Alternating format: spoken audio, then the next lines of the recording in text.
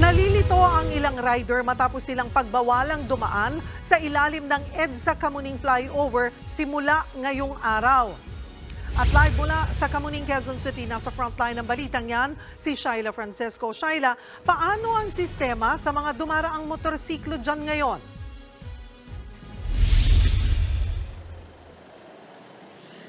Cheryl, may mga motorsiklo pa rin pinapayagang dumaan sa ilang bahagi ng EDSA Kamuning Service Road, lalo na yung mga maghahatid sundo doon sa mga kondo at mga negosyo malapit dito. Pero karamihan sa mga rider talagang pinapaikot sa mga alternatibong ruta. Nakatayo sa gitna ng EDSA Kamuning southbound ang enforcer na ito. Pinapaalalahanan niya ang mga motorsiklo na kumanan sa Scout Borromeo. Ngayon kasing sarado ang southbound ng Kamuning Flyover. Bawal din munang dumaan sa EDSA Kamuning Service Road ang mga motorsiklo. Ito ay para raw makabawas sa traffic sa ilalim ng flyover. Pero may ilan pa ring pinalulusot ang MMDA hanggang sa ilalim ng flyover bago ang EDSA Timog intersection. Pinapayagan kasi yung mga may transaksyon sa mga building sa pagitan ng Scout Borromeo hanggang bago mag-Timog Avenue. Pwede ring lumusot yung mga rider na maghahatid sundo sa mga negosyo at establishmento rito. Kailangan lang ito ipaalam sa enforcer. Bukod sa mga naghahatid sundo, pwede rin ang mga motorsiklong mag-U-turn sa ilalim ng flyover. Dahil dyan, litong-lito na ang ilang rider. Medyo alanganin lang kasi. Kasi dapat didiretso ako, hindi ko napansin na naka-block pala dito, tsaka dito. Kaya automatic doon na naman, iikot na naman ako doon para kasi doon kasi yung pick up ko Nakakalito yun, syempre. Laking abala sa amin yan. Nakakalito, tsaka medyo nakakainis. Medyo ngayon. Kasi ngayon lang nila pinatupad yung ganyang mga alternative sa ginagawang itong Kamuning. Nakapasok ako dyan, may natid ako sa may GMA Kamuning. Nakapasok ako dyan ngayon. Tapos pinano ko ng MMDA, pinaikot ako dito. Ang layo tuloy ng lakad.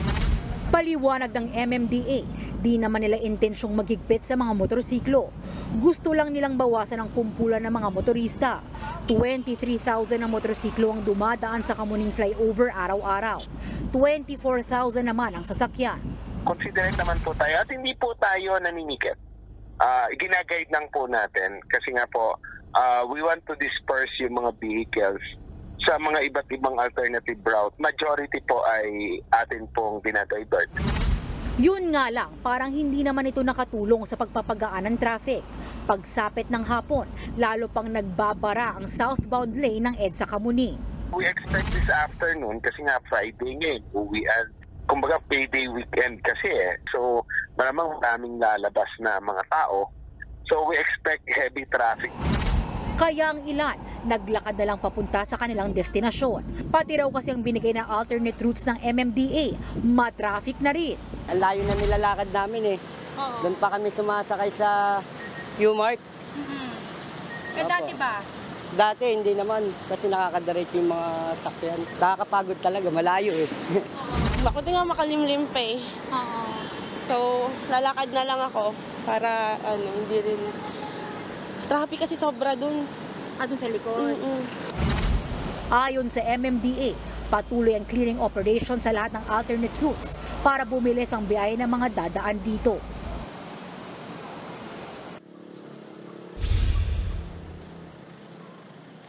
Cheryl, sa pagbabantay nga ng enforcer dito simula kaninang umaga, may mga pagkakataon namang lumuluwag yung daloy ng trapiko sa bahagi ng southbound lane ng EDSA Kamuning. Posible daw na nakapag-adjust na o nasanay na yung ilang motorista simula kahapon. Pero sa mga planong dumaan dito, lalo ngayong rush hour, payo ng MMDA maglaan ng extra 30 minutes sa biyahe. Cheryl?